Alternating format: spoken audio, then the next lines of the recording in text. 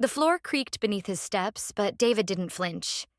His eyes scanned the statement Rachel printed, line by line, like a man hunting for excuses. But he found none. Only proof. $46,320.12. Is this supposed to impress us? He asked, tone flat, arms crossed. Rachel stood frozen in the corner of the kitchen, the heat of August sticking to her skin like shame. Her mother shifted but said nothing, not even a sigh. David tapped the paper with 2 fingers. Tap. Tap. Then he looked up. You're dead to us. The sentence didn't rise like a shout. It landed, cold, surgical, like a verdict already signed. Rachel didn't cry. Not then. She walked away without a word, back up the stairs, back into the attic, the only place left in that house where silence hadn't turned to rot. They didn't beg. They didn't cry. They just let me click the transfer button in silence. I sat in the attic, legs crossed on the old quilt Grandma had sewn years before the world began unraveling. My laptop screen glowed pale blue in the low light, a digital countdown to the end of something sacred. The cursor hovered over the confirm transfer button. My heart thudded, not out of fear, but disbelief. The number hadn't changed in months. $46,320.12. My future, my freedom, reduced to 12 digits and a decimal. Downstairs, the house creaked like it was holding its breath. I heard the refrigerator hum, the occasional shuffle of slippered feet. They were there. They always were, lurking in the living room, not quite looking at each other. I had passed them earlier on my way up, the kitchen table covered in envelopes stamped in furious red. Final notice. Past due. Urgent. No one had said the words. Not directly. They didn't need to. Dad had slammed a coffee mug on the counter just loud enough to make Mom flinch. We need help, he'd said, like I was a stranger holding a fire hose while our house burned down and he just pointed to the flames.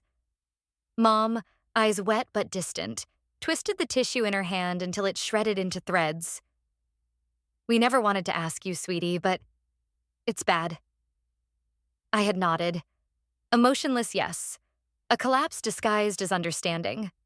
I thought about my dorm room. Or what it would have been. Thought about late-night study sessions, coffee breath, notebooks filled with Freud and Maslow, and theories about what makes people tick. I wanted to study broken minds, to understand people like them. But this house had its own syllabus. Silence, control, sacrifice. I clicked the button. Funds transferred. The confirmation screen flashed green. And just like that, the money was gone. The air shifted. I didn't cry. Not then. I just stared at the screen, the glow catching in the photo of me and Talia taped beside the desk. Graduation day. Before she moved to New York. Before she said, "If you ever need a place, my door's open." A tiny crack of light in an otherwise sealed vault. I closed the laptop and listened to the television laughter trickle up from below. Reruns. Always the same. Dad's favorite. Some 90s sitcom with a laugh track so loud it drowned out the tension. No one came upstairs to check on me. The next morning, sunlight stabbed through the attic window like an accusation. I went down to the kitchen, my bare feet sticking to the cracked linoleum. Dad sat at the table, scrolling through his phone with a scowl, coffee half drunk beside him. "That's it?" he muttered. I hesitated. "What?" He turned the phone screen toward me. My account, or rather what used to be mine, now empty. 46 grand, he said flatly. Barely a dent. I blinked. The words didn't compute. "That was my college fund," I whispered. Dad shrugged. "Then you should have gotten a scholarship. Thought ahead. Done better." The room didn't tilt. It dropped. Like gravity forgot me for a second before slamming me back into my body. Mom stood by the sink holding a dish rag like a flag of surrender. She didn't look at me. Didn't say a word. "You're dead to us," Dad said. It wasn't shouted. It wasn't even cruel. It was mechanical.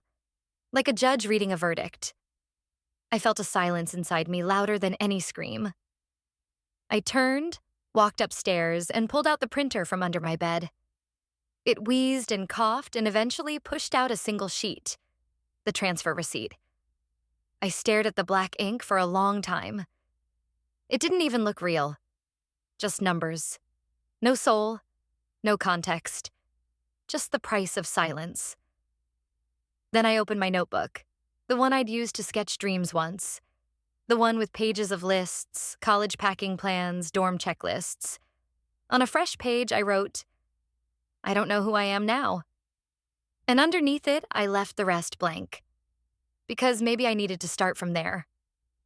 I thought betrayal came with shouting.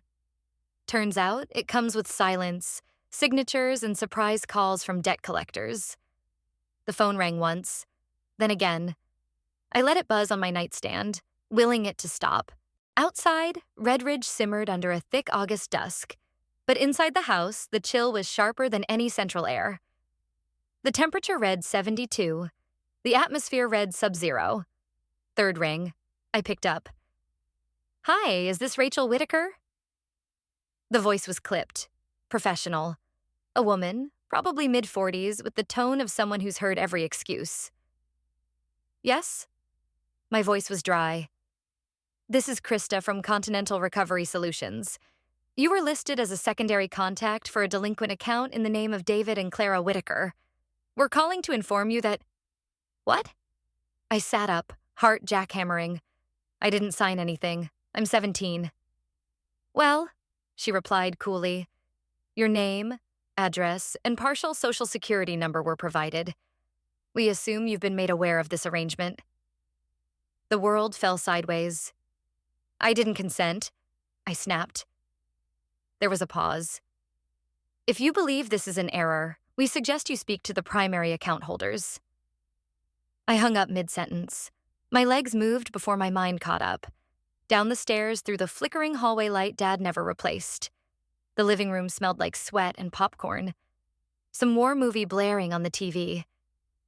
Dad was in his recliner, half asleep. Mom folded laundry robotically beside him. I held out my phone. "Explain this." He blinked once. Didn't even reach for the screen. "It's nothing." "You listed me as a secondary contact for debt you didn't pay." "It's our debt," he said with that same glacial calm. "You live under our roof. You owe us." Something cracked. Maybe in my throat. Maybe in the room. "I paid you," I said. "I gave you everything." Clara looked up, not at me, just in my direction. Her mouth opened, then closed, like she wanted to explain something and swallowed it instead. "You're upsetting your father," she murmured, and I wanted to scream. "Good," I hissed. "Let him be upset. I'm done whispering to make cowards comfortable." David's eyes narrowed. "If you leave now, don't bother coming back." That was it. The last nail. The final currency traded in this house. Guilt, fear, silence. I didn't say goodbye. I stuffed a duffel with the essentials. Chargers, notebook, that photo with Talia I couldn't look at but couldn't leave. The printer receipt was still under my pillow. I walked down the street barefoot, the heat of the asphalt peeling into my skin, but I didn't feel it. My fingers trembled as I texted, "Can I come?" "Just for a night." Talia replied instantly, "Come. Doors open. Always." She met me at the corner, her car idling under the yellow street lamp. Talia, messy bun, oversized sweatshirt, and concern softening her otherwise defiant jawline. The moment I got in, I cracked. Not from the money, not even from the phone call, but from the look on her face. Someone who didn't ask why or how, just handed me a bottle of water and said, "You're safe." Tears poured out of me in waves. My voice stayed silent, but my body finally screamed. We didn't talk much. She drove. I cried. The windows fogged up from the weight of everything I couldn't say. Her apartment smelled like peppermint oil and old college books. I dropped my bag near the couch, but Talia waved me toward her room. "You'll sleep better here." I curled up on her twin bed like I was 10 years old again and the world hadn't turned toxic. Her room was cluttered but warm. The bulletin board still had photos of us from last Christmas, long before things got complicated.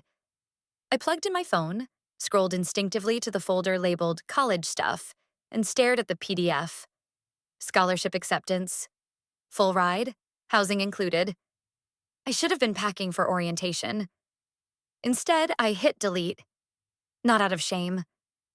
Not because it didn't matter anymore, but because it hurt too much to hope.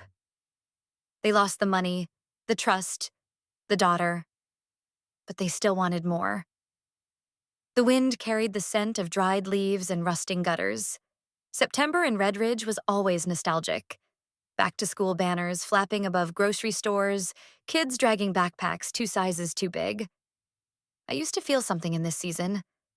Now, all I felt was the hush before a storm. The rejection letter came folded in thirds. A clean white envelope, polite in its devastation. "Dear Ms. Whitaker," it began.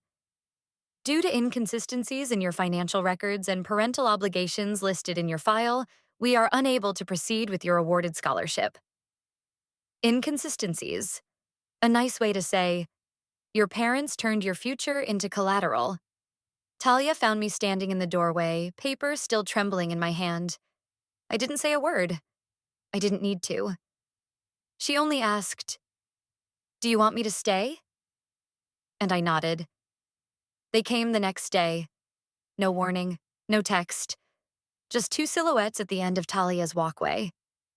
My father in a too small button-up, his fists jammed into his pockets like weapons. My mother in a cardigan she used to save for church, her eyes rimmed red but dry. They stood at the porch, looking like people who thought they still had a key.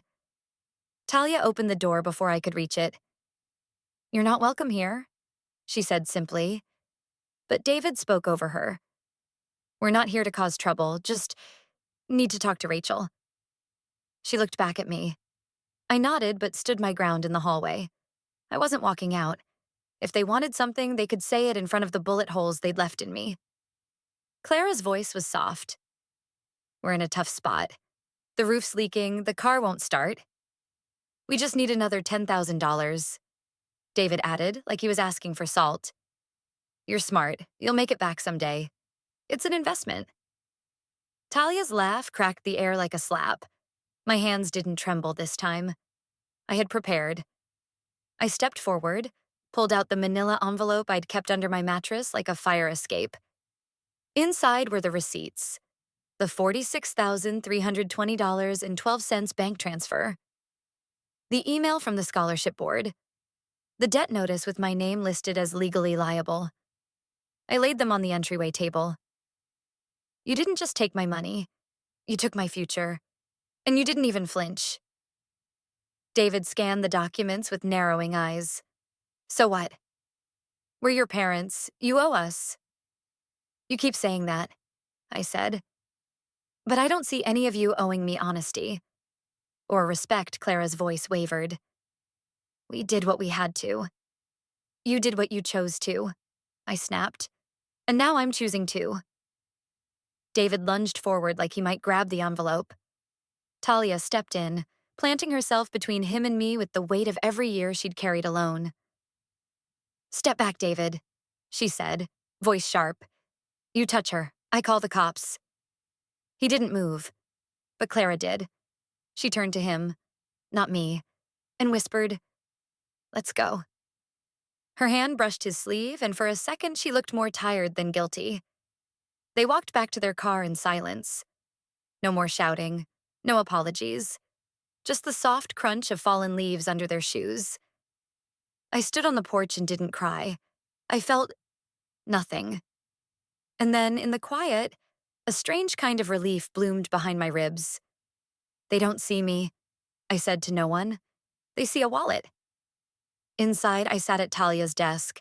The laptop was warm under my fingers, its glow soft in the gathering dusk. I pulled up my Common App, reopened my essays, started to fill out the FAFSA form. This time, alone.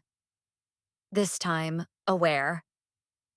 Before submitting, I added a small note at the bottom of my personal statement. Not to escape them, but to become someone I'd never abandon. No more yelling, no more guilt. Just the clink of mugs and the hum of an espresso machine. October unwrapped itself like a new beginning. The wind bit a little harder, but the sun shone sharper too, like it was cutting through the mess of what had come before. Redridge was quieter now, or maybe I was just finally learning how to listen. The cafe smelled like burnt sugar and clean wood. Every morning I opened at 6, wiping down the counters, flipping on the soft indie playlist the manager liked, and pulling espresso shots in a rhythm that felt like breathing. Extra cinnamon, a voice would sometimes say before I even looked up. And there was Talia, sliding onto the stool at the corner like clockwork. It was routine, simple, something no one could take from me. Redridge Community College gave me a lifeline, a partial scholarship based on academic hardship. I had to explain in excruciating detail how my bank account had gone from college fund to zero. I included receipts, screenshots, I added footnotes. Somewhere in the review committee, someone must have seen the human behind the PDF. My days were packed. Cafe shifts in the morning, psychology classes in the afternoon, bookstore work at night. But it was mine. Every hour earned, every essay written, every quiet evening spent under a desk lamp at the shared dorm library. For the first time, I wasn't surviving under anyone else's rules. I was living under my own. That freedom had a flavor. Coffee, ink, cold air. It hummed in my chest. Clara came to the cafe once. She didn't order, didn't even make it past the counter. Just stood at the door, arms wrapped around herself like she was trying not to unravel. Her eyes met mine. There was panic there, not rage, not shame, just fear. Of what, I didn't know. Maybe she realized that I had moved on, that I wasn't frozen in the attic anymore, waiting to be thanked for bleeding quietly. "Everything okay?" my manager asked, stepping forward. The woman stared for a beat too long, then turned and left. The manager looked at me, brow raised. "Friend of yours?" "No," I said. "Not anymore." Later that week, I found a thin envelope tucked under my dorm door. It had no return address, just my name, handwritten. Inside, a foreclosure notice, filed, approved.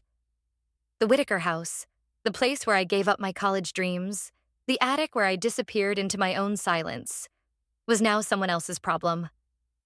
The paper was cold in my hands. My breath didn't hitch. My eyes didn't sting. I laid it on the desk next to the printed money order receipts and financial aid confirmations. I stapled it all together. A living history, not just of pain, but of survival. Before bed, I opened the notebook I kept beside my pillow, the same one where I had once written, "I don't know who I am now." Tonight, I wrote something different. They always said I was too soft. I think that softness saved me. Then I closed the book, turned off the light, and fell asleep. Not haunted, not angry, just free. They lost the house. I found peace. For once, I wasn't the one paying. The autumn wind in Redridge had a sharper edge now, as if the air itself had grown tired of pretending. I stood across the street from the old Whitaker house, hands in my coat pockets, watching movers in gray uniforms lift boxes I didn't recognize and toss them into a rented van. A bright orange, "Foreclosed" sign flapped against the iron gate like a surrender flag. I didn't cry. I didn't walk up the steps. I didn't even think of going inside. It wasn't my house anymore. And maybe it never really had been. A woman from 2 doors down, Mrs. Hale, stepped out onto her porch. She was wrapped in a knit shawl and holding a steaming mug. For years, she had looked at me with a kind of quiet pity, the way people do when they don't want to ask questions they already know the answers to. Now, her gaze was different. Not soft, not sharp, just level. "You were the only grown-up in that house," she said. Not loud, not performative. Just the truth, laid bare on a leaf-strewn sidewalk. I nodded. "Maybe." She lifted her mug slightly. A toast? A goodbye? I didn't need to know. Brandon walked by 5 minutes later. I almost didn't recognize him. Branded hoodie, earbuds in, a duffel bag that looked more fashion than function. His eyes were red-rimmed, but not from tears. Late nights? Drugs? I didn't care to guess. He didn't look at me. I didn't stop him. Back in the apartment, the heater rattled like an old friend clearing its throat. I placed my phone on the desk, the photo of the foreclosed sign still glowing on the screen. For a second, I considered deleting it. But then, I didn't. Instead, I opened the manila file that had grown thick over the months. Copies of bank receipts, rejection letters, scholarship awards, eviction notices. I printed out the photo and slipped it into the back, right behind the final money order. Then I wrote, in neat handwriting beneath it, I bought them time. They wasted it. The light in the room shifted. Not brighter, but clearer. I looked around. Secondhand desk. Twin mattress on the floor. A lamp with one flickering bulb. Everything was used, old, not matching. But everything was mine. No one else's name was on the lease. No one else had access to my account. And no one could walk in and take what little I had built. Not anymore. My phone buzzed. Your class schedule is confirmed. It felt surreal, like I was waking up from a long, cold dream. Psychology 101 at 9:30 a.m., writing composition in the afternoon. A quiet evening shift at the bookstore to follow. I wasn't ahead of anyone. I wasn't some prodigy. I was starting over. Late, bruised, and maybe still a little unsure. But I was starting. I placed the phone face down, leaned back in the chair, and closed my eyes. A repeater. But not a loser. Not anymore. They told me I was dead to them, but I've never felt more alive. The sunlight cut clean through the cold as I stepped onto Red Ridge Community College's campus. The breeze was crisp, scraping the last leaves off the trees, but the sky was a brilliant blue, open and unbothered. My shoes crunched over gravel. My backpack, frayed, faded, and mine, bounced lightly against my back. I walked alone. No one knew my name yet, but that didn't feel like a loss. It felt like a blank page. The lecture hall smelled faintly of dust and dry erase markers. A few early students murmured to each other in the back. I chose the front row. Not to prove anything, I just wanted to see clearly. The professor entered with a gentle kind of confidence, older, with a knit scarf and a soft voice. He uncapped a marker and wrote 4 words on the whiteboard. Family is who shows up. I stared at the sentence longer than I meant to. Then, I opened my notebook. The same one that held bank receipts, scribbled quotes, late-night thoughts from too many sleepless weeks. And on a clean page, I wrote, They said I'm dead to them. They're right. That version of me is. The lecture began. Psychology 101. Irony wasn't lost on me. But this wasn't about irony anymore. This was about understanding. Others, yes, but mostly myself. For the first time in months, my hands didn't tremble as I took notes. I didn't feel like I had to rush, to defend, to explain. I was just there, breathing, listening, learning. During lunch, I sat alone under a maple tree. The sandwich in my lap was basic, store bread and peanut butter, but it didn't taste like shame. It tasted like enough. I checked my phone. One message from Talia. You got this. Simple, no punctuation. But I smiled anyway. Because I knew she meant it. Halfway through the afternoon, I received an email from an address I didn't recognize. I tapped it open, expecting another automated rejection. But it read, Dear Rachel Whitaker, we are pleased to inform you that you have been selected for the Hartwell Perseverance Grant. This award will cover your remaining tuition balance and includes a monthly stipend. We commend your resilience and wish you the best in your academic journey. I blinked, and blinked again. Then the tear came. A single silent thing sliding down the side of my face. Not pain, not sadness, relief, recognition, something close to justice. I sat there, notebook open, phone in hand, while students moved around me in streams of laughter and conversation. It buzzed in my palm. Mom? No message. Just the name. I watched the screen until it stopped ringing. Then I pressed end, not block, not callback. Just end, because it was.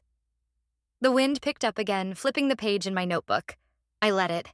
I let it carry the words forward as if they'd waited too long in silence. I stood, adjusted my bag, and walked back toward the lecture hall. I wasn't rebuilding for them. I was rebuilding for the girl I used to dream of becoming. They called her dead. A burden. A mistake. A silence they could afford. But justice, like quiet dawn light, doesn't arrive with fanfare. It arrives steady, illuminating all that was once denied. When betrayal meets resilience, even the deepest scars can turn into signatures of strength. Because no house, no debt, no silence lasts forever, but truth does.